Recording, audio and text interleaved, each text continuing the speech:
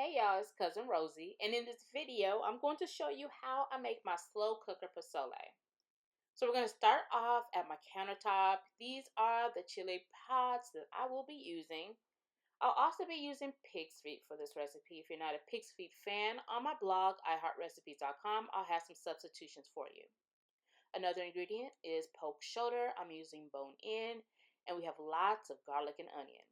So here in my slow cooker, FYI, I'm using a 6-quart slow cooker. We're going to add in our bone-in roast. I do leave the fat on. If you want to trim it, you can do it before so. We're going to start adding in the onions, and I'm also going to start adding in the garlic at this time. After that, we're going to start adding in our spices and our herbs. I'm going to use lots of cumin and oregano. I use dry herbs for this part because they're always on hand.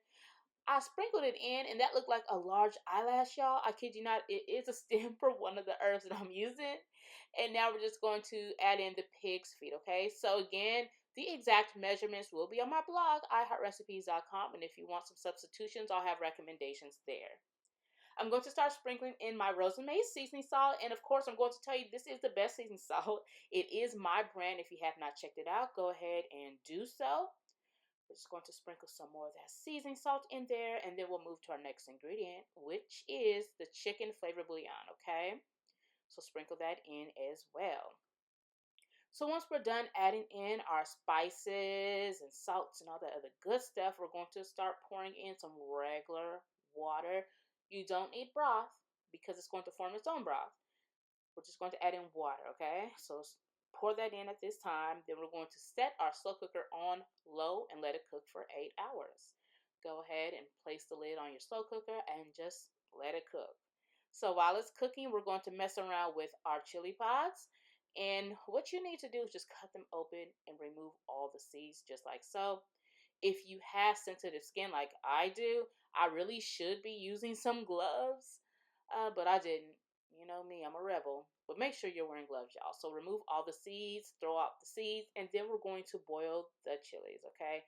I just have regular water in there, and I'm going to boil them until they're nice and soft, just like so.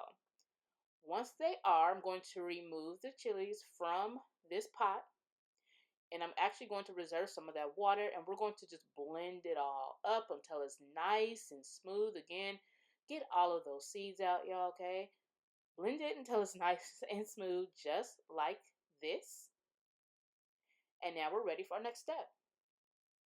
The next step is we're going to go over to our slow cooker. We're going to pour that in there. Everything is not done. At this point, we're probably at our 6-hour mark, okay? Again, this is a slow cooker recipe. It's going to take some time. And to me, I'd rather it take some time than me standing over the pot all day. So after, I'll say maybe our 7th hour, I'm going to just remove that out of there. That is the roast. And I'm just going to just shred it up, chop it up, remove the bone, of course. Then we'll place the meat back in there. And now we can start adding in some hominy at this time too. So I'm using a regular canned hominy. Before adding it in there, I did drain it and then I rinsed it under cool water. And now I'm draining it into the pot. So now we have about 1 more hour of cooking. We'll place the lid on there, let it cook.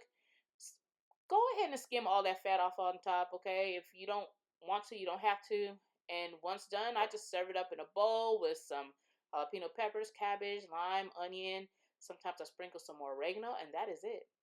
It's actually quite easy. The only hard part is waiting for it to cook, and that's not hard at all because you could be doing stuff in the background. But if you want the exact measurements, again, head over to my blog, iheartrecipes.com, and I'll also give you some side suggestions. See you later.